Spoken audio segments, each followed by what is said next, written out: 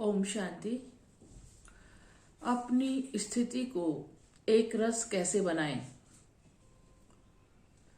सबसे सुख की जो प्राप्ति अनुभूति होती है ना हमें, वो तब होती है जब हमारी एक रस स्थिति होती है। मतलब अवस्था कांस्टेंट, स्टेबल, ऊपर नीचे नहीं। और वो कैसे हो सकती है? जिसके लिए मन को शांत होना तो जरूरी है ही है, वो पहला इंपॉर्टेंट पॉइंट है।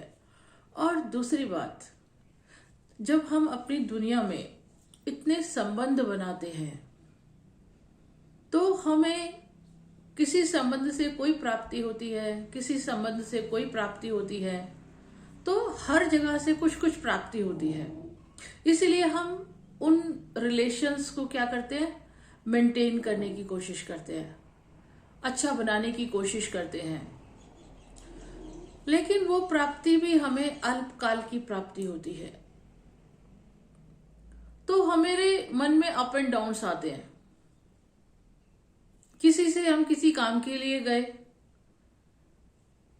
उससे हमें वो काम नहीं हो पाया, या उसने मना कर दिया, या कोई और कारण हुआ, तो हमारा मन थोड़ा सा डिस्टर्ब हो जाता है। तो क्योंकि वो हम तो सिर्फ हेल्प मांगने गए थे या कुछ मांगने गए थे, नहीं मिला तो डेफिनेटली है कुछ ना कुछ डिस्टरबेंस तो मन में आएगी। अब हमें हमारी अवस्था डिस्टर्ब ना हो और हमें सर्व प्राप्ति भी होती रहे, तो उसकी क्या विधि है? उसकी विधि है कि हमारा कनेक्शन एक से हो, जहां से हमें सर्व संबंध का भी सुख प्राप्त हो और सर्व प्राप्तियां भी वहीं से हो जाए। अगर ऐसा हो जाए तो हमारी एक रस अवस्था होगी ना। तो सर्व संबंधों की प्राप्तियां एक से ही हो जाए। दुनिया में बहुत संबंध बनाए ना, लेकिन एक से ही प्राप्ति हो जाए और इधर उधर भटकना ना पड़े, औरों के पास जाना ना पड़े। एक ऐसा सोर्स मिल जाए हमें, वहीं से ही सब कुछ मिलता रहे, तो हमारा भटकना बंद हो जाएगा। जैसे आजकल दुनिया क्या है, आप शॉपिंग करने जाओ, दुकानों पर हम जाते हैं, कपड़े की दुकान पर, साड़ी की दुकान पर साड़ी खरीदेंगे, सूट की दुकान पर सूट खरीदेंगे, चप्पल की दुकान पर जाना होगा, चप्पल खरीदनी है तो चप्पल की दुकान पर जाना पड़ेगा। तो अनेक चीज अलग अलग खरीदने के लिए, ज्वेलरी खरीदनी है तो फिर ढूंढनी पड़ेगी ज्वेलरी की शॉप कहां पर है।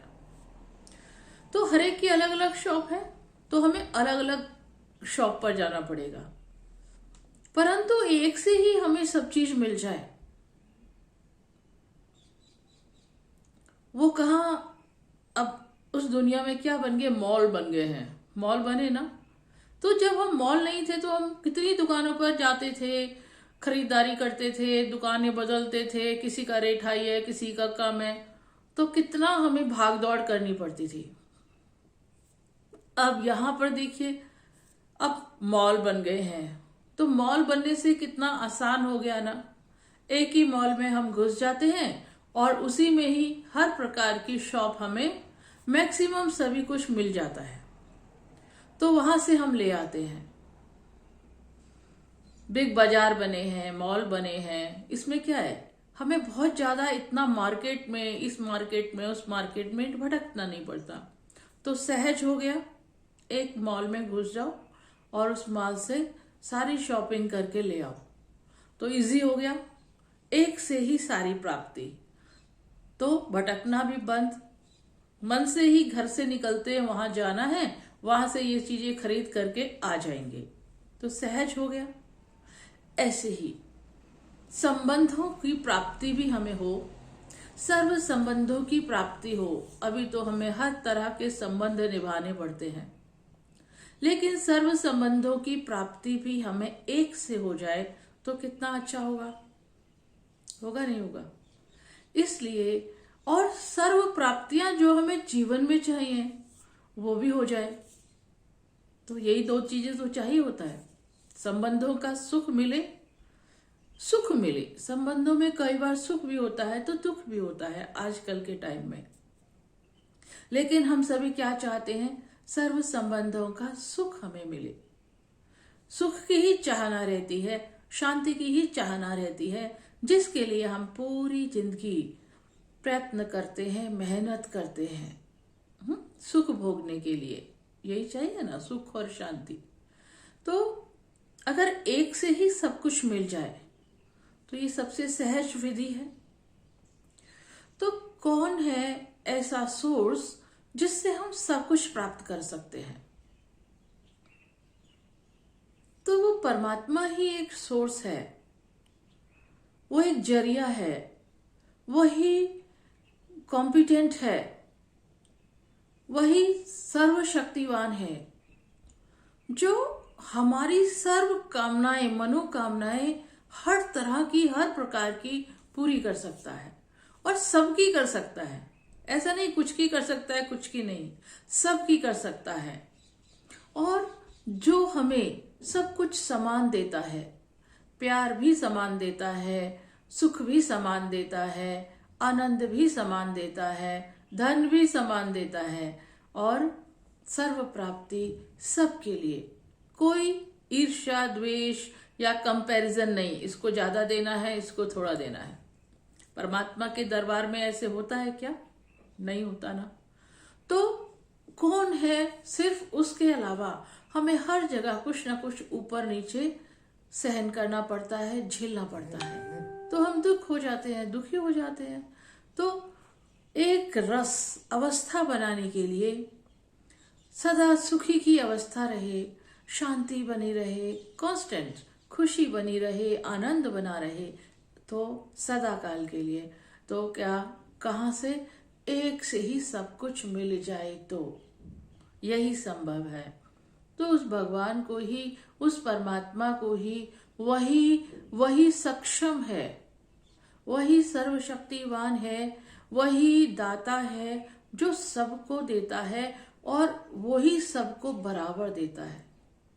ये बात अलग है कि हमें लेना नहीं आता उससे, इसलिए कुछ जिसको लेना आता है वो ज्यादा ले लेते हैं, जिसको लेना नहीं आता वो थोड़ा थोड़ा मिलता है उनको, क्योंकि हमारी ही कमी है, हमें लेना नहीं आता उससे कैसे प्राप्ति करनी है। लेकिन वो सबको समान देता है, वो सबको समान प्यार करता है, वो सबको समान अपने खजाने लुटाता है, सबको समान। पर वो दे रहा है, हमें लेना भी तो आना चाहिए ना। माना लेने का तरीका भी तो आना चाहिए। अगर हमें लेने का तरीका ही नहीं आता तो फिर कमी किसकी है? हमारी कमी है। इसलिए सर्व प्राप्तियां उस सर्वशक्तिवान से ही संभव है। सर्व संबंधों का सुख भी उसी से हमें मिल सकता है। कोई भी दुख है, सीधा हम कहाँ जाते हैं? मंदिर में जाकर बैठ जाते हैं, भगवान के आगे, देवी देवताओं की मूर्तियों के आगे, क्योंकि असहाय अवस्था होती है ना, कुछ कर नहीं पा रहे होते हैं। तो इसका मतलब हमारी बुद्धि में है ना कि कुछ नहीं होता तो उसके पास जाकर बैठो, उससे मांगो। ये हम सब ऐसे ही करते हैं। तो ये तो हम जानते हैं कि वो सब कुछ कर सकता है, वो हमें सब कुछ दे सकता है, सारे संबंधों का सुख भी हमें दे सकता है। अब यहाँ संबंध है, लेकिन सुख, संबंधों में सुख कितना है? क्षणिक मात्र। दुख ज्यादा मिलता है, सुख कम मिलता है। तो अच्छा लगता है कोई हमें? जिससे हमेशा सुखी सुख मिले वही संबंध अच्छा लगेगा ना। तो परमात्मा ही सर्वशक्तिवान है, सक्षम है, कॉम्पिटेंट है, जो हमें हर तरह का सुख प्रदान कर सकता है। तो वही परम पिता परमात्मा शिव, जिसको हम महादेव भी कहते हैं, देवों के देव महादेव, वो दाता है, विधाता है, वरदाता है, भाग्य विधाता है वो, और हम सब उसके बच्चे हैं। वो हमारा मात पिता है। तो मात पिता से वो सर्वशक्तिवान माता पिता से हमें सर्व प्राप्तियां सहज आसानी से प्राप्त हो सकती हैं और सुख भी, सारे संबंधों का सुख भी हमें उससे मिल सकता है। तो क्या करना है, उसी को याद करना है। उसके याद करने की विधि है राजयोग मेडिटेशन है, जो हम सब सिखाते हैं। उस मेडिटेशन का आप अभ्यास करोगे और दिल से उसको याद करोगे तो हम उससे जुड़ जाएंगे, हमारा कनेक्शन उससे हो जाएगा। जब हम उससे कनेक्ट हो जाएंगे तो उससे प्राप्तियां हमें मिलनी शुरू हो जाएंगी। किसी से पहले रिश्ता बनाना पड़ता है ना, तभी तो कोई हमें देता है। हमारा सामने पड़ोसी है, उससे हमारा कोई रिश्ता नहीं है, कोई बातचीत नहीं है, तो उससे कोई प्राप्ति हो सकती है? उससे कोई सहयोग मिल सकता है? नहीं मिलेगा ना, क्योंकि उसके साथ हमारा लिंक ही नहीं है।